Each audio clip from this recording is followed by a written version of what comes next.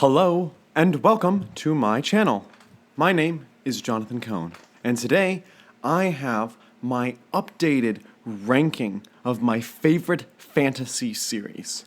Early on when I began my channel, I did a ranking video of my top 5 fantasy series at the time. Well, a couple of things have happened. One is I've read a lot of fantasy since then, and I've also changed my tastes a little bit, and so I wanted to give a full, complete view of my thoughts.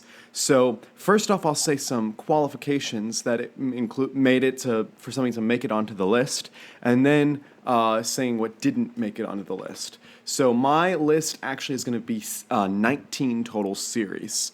There were several series that I've read that did not make the list. One reason something didn't make the list is because I've only read one book from that series. And I didn't feel it was fair to include the books where I've only read a series where I've only read one book with the series where I've read all the books. So for a book to make it onto my favorites list, I have to have read multiple books in that series, at least 2. There's that, and then there's also if I just flat out didn't like a book series that I've read multiple of, which usually if I don't like a first book in the series, I don't continue on, so that's usually one indicator, but even if I did continue on and still didn't like it, it didn't make it onto the list. And of course there's a lot of fantasy books I still need to read. But why don't we take this time and begin with my number 19. My number 19 is The Winter Night Trilogy by Catherine Arden. The first book is The Bear and the Nightingale. I feel very so-so on this trilogy. I thought the first book was okay. I thought the second book, Girl in the Tower, was really good. And I thought that book 3, Winter of the Witch, was pretty boring. So it's kind of mixed for me. But book 2 was such a strong book. And the whole atmosphere of the whole trilogy of teaching you Russian history and Russian literature and folklore and all that stuff is enough to at least put it on the positive side for me as a trilogy. So it just barely makes it into the okay series for me. And so that's why this is my number 19.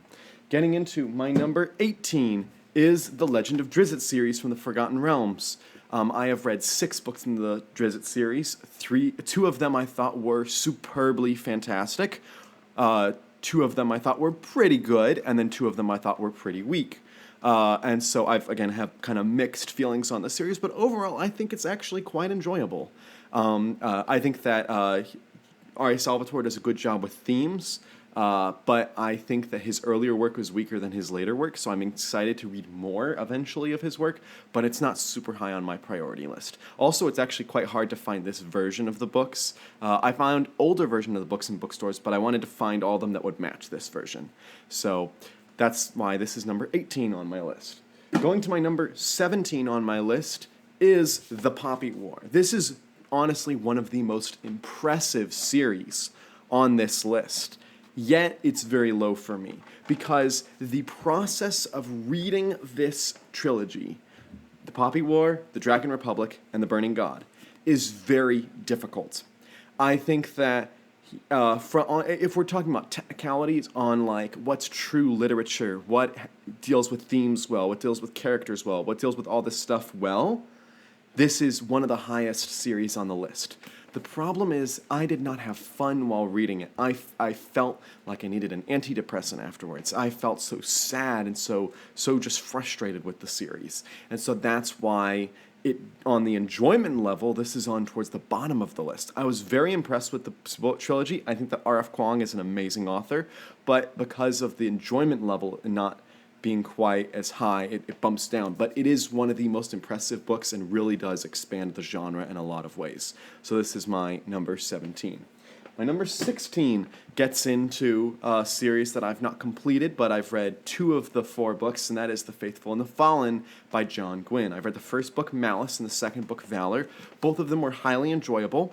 I had a little bit of trouble following the world building sometimes, but overall, this is just an entertaining sword and sorcery fantasy series. It's very much like military fantasy. It's got some weird creatures. It's got some great character development. It's got some good tropes that it deals with the main characters.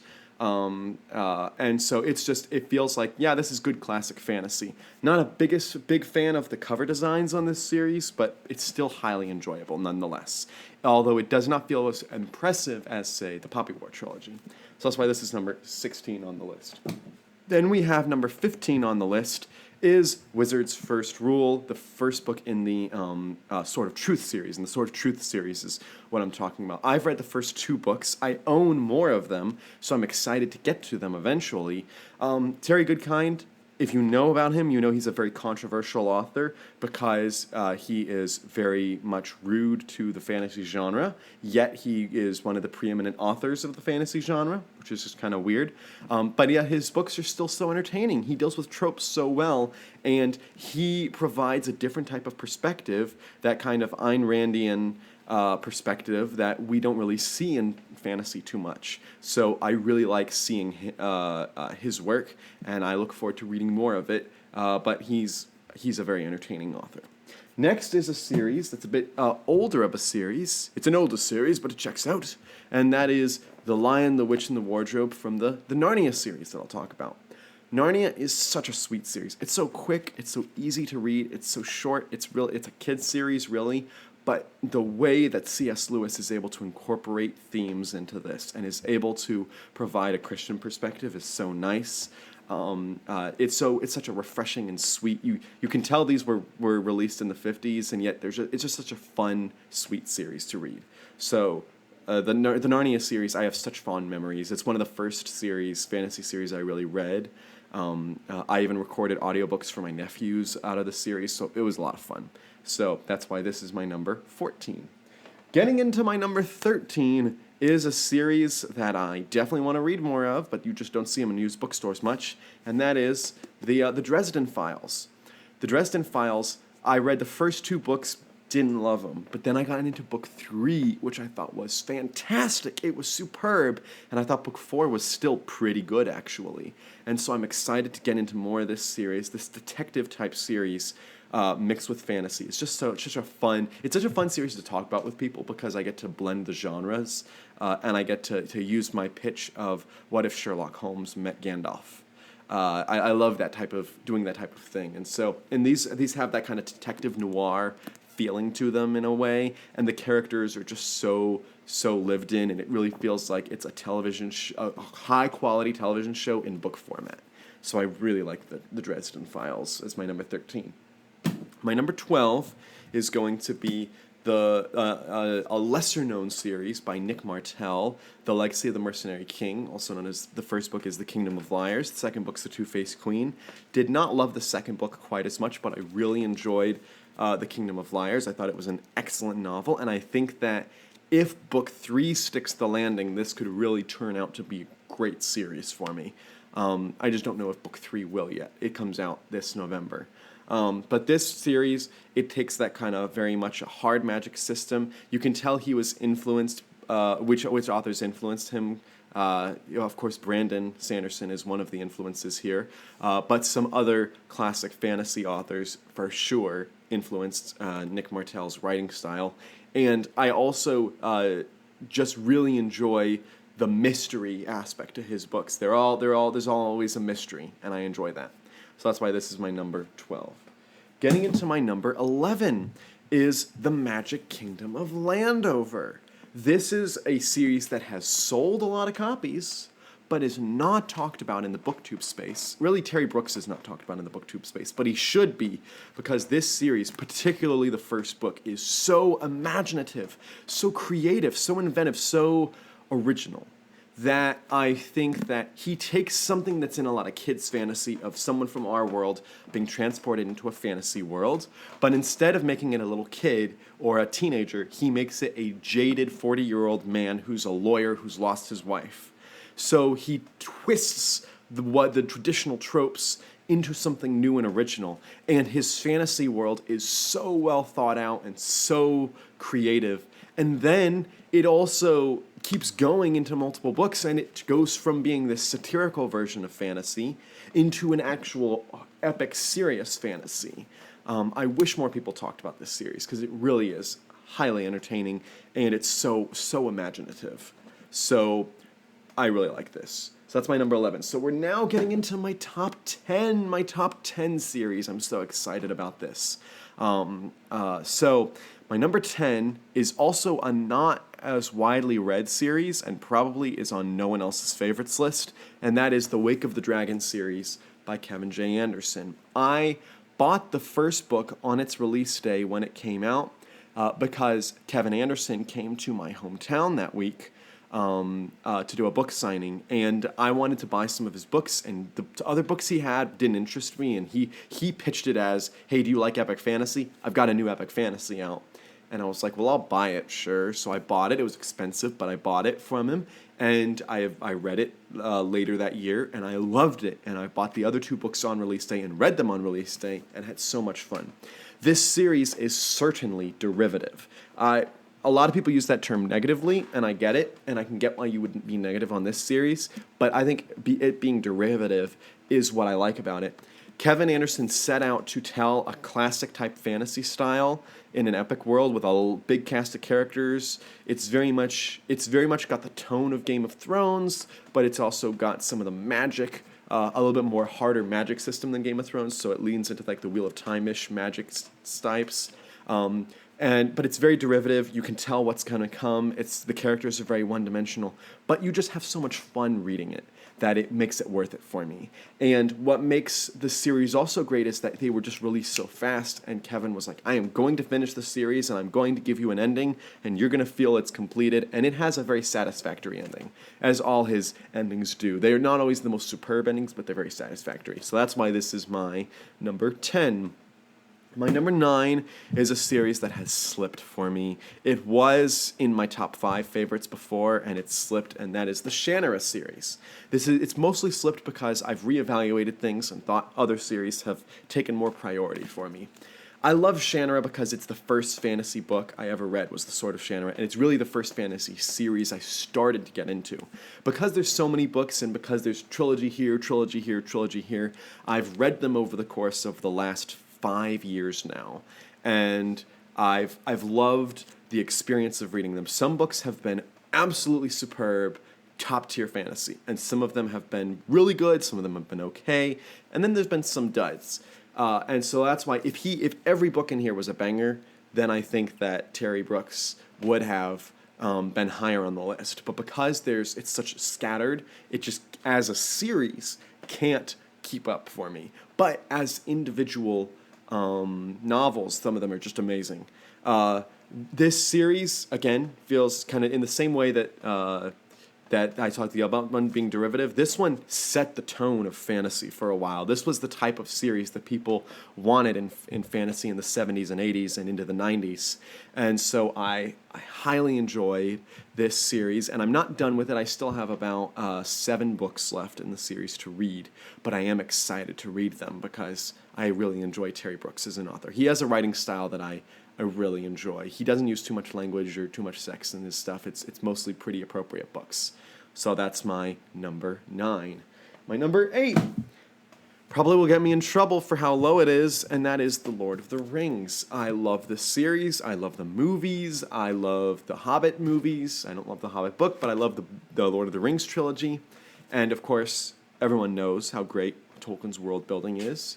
I just don't... The reason it's lower on the list is because the flow of some of the books are lessened because of things like Tom Bombadil, and because Tolkien occasionally would be like, hey, let's go off on this tangent that has nothing to do with the story.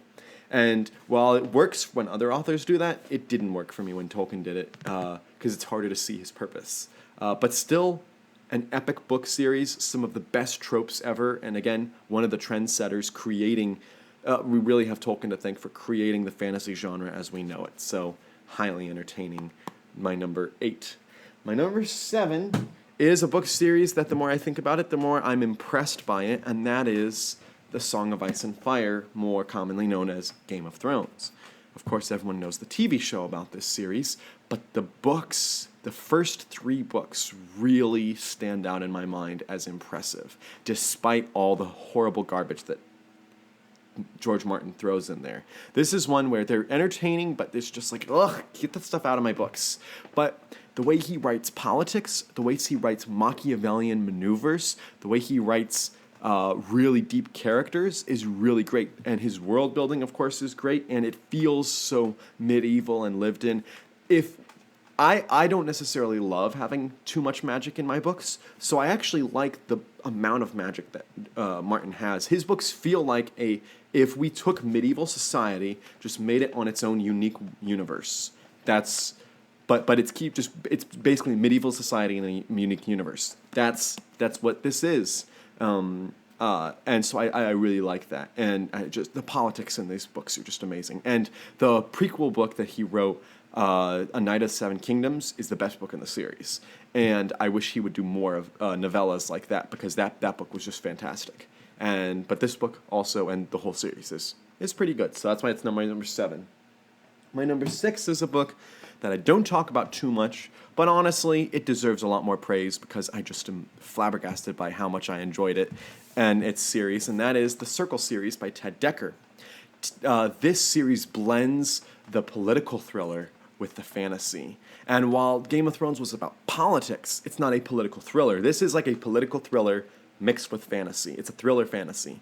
And it's so much fun. It's propulsive. Of course, it's very much like Narnia in that the Christian themes are very prevalent, but it's just such a fast read, and the characters are great, and the way he deals with romance is unparalleled. Like, no one else gets romance properly like Ted Dekker gets romance. So this book series is really good. Book 4 is not that great, but books 1 through 3 are they're just top tier books for me in literature. So that's why this gets my number 6. So we're getting to my top 5, which my top 5 are mostly books that I saw in my top 5 before, but they've rearranged themselves. So let me discuss them a little bit. My number 5 is Mistborn. Of course, the Cosmere, very popular. Brandon Sanderson is my current favorite author. He is, as a singular author, he's the best. And I love everything he puts out, and his standalones are amazing, his series are amazing, his kids' books, everything he writes is amazing.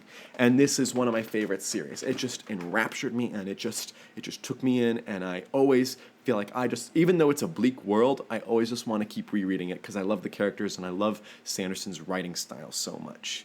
And that's why that's my number 5. My number 4 is also a Brandon Sanderson book series, and that is The Stormlight Archive, a.k.a. The Way of Kings for the first book.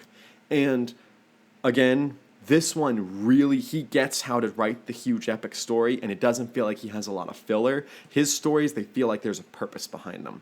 Maybe he could cut down a little bit, but there's a reason he's telling a story this epic and huge, and you really connect to the characters. And his ability to tell backstories within this and to tell a story from multiple perspectives is really creative and unique. So that's why this is my number 4. My number 3 is a series I forgot to put on my top 5 list last time because I don't know whether I was just only considering it as YA, but I was like, you know what, this really should be considered just fantasy, like it's an epic fantasy, and that is Harry Potter. Yeah, I wish I had included it before. Yes, it's an epic fantasy series, and it's also YA, so it kind of, this is the only series that it's like, really, did you have to include that? But when I think about it, this book series holds up so well on reread, and J.K. Rowling's writing style is just so pleasant and so sweet to read that it makes it worth it to include it on this list. The fantasy elements are strong enough that I think it's worth including. I would, if I make a video series on my favorite YA books, this would also go on that list. So this is a book series that'll go on multiple lists. But for right now, it's my number 3 favorite fantasy series because it just, so good. I just love it. So there's not too much I need to talk about for Harry Potter. Then we get to my number 2 favorite fantasy series, and this one I talk about it a lot, so that won't surprise people, but they'll be surprised why it's so high. It's the Rune Lords series. I've read all the Rune Lords books, and I thought books 1 through 4 were amazing, and I thought books 5 through 8 were between okay and good. So why is it so high on the list if other book series had similar tastes and they were far lower? It's because the world building in this book and the magic system in this book are the best, unparalleled. They're the best for me. And also, I really like some of the characters that much. And I think that it gives me the best feelings when I go back to this series. And so that's why it's my number 2. The world building and the magic is just like, it's in a league of its own. It is seriously in a league of its own compared to the other books. So that's why I have it as my number 2. And my number 1 still has not changed since I reviewed it last time. And that is Robert Jordan's The Wheel of Time. This book series, it's talked about a lot on BookTube. It's a popular BookTube series for a reason, because it's just so good. It's so huge, 14 books plus the prequel book, which I didn't care for the prequel book, but I loved all the 14 main books in the series. And I grew so attached to all the characters, to the world building. I didn't love the magic systems that much, but I liked the characters and the universe, and I liked the villains, and I liked just about everything about this series. And I even liked the slog, because I just had so much fun and I was so connected. It felt like I was getting to hang out with my favorite people, even in books that the books themselves were not that great. Getting to hang out with my favorite people was so fun. And this was the first ever series I completed. Because I kept devouring it and kept buying them and kept buying them. It was nice to find them in mass market paperbacks. So that is my ranking of all of my favorite fantasy series. That's a lot of book series. I talked about 19 series. And if I had included the series that I've only read one book out of the series, boy, would this have been a long video. So let me know your favorite fantasy series. If you had a ranking, what it would be. What do you think about my choice and placement? Leave all that in the comments down below. And until next time, I'm Jonathan, and thank you for watching.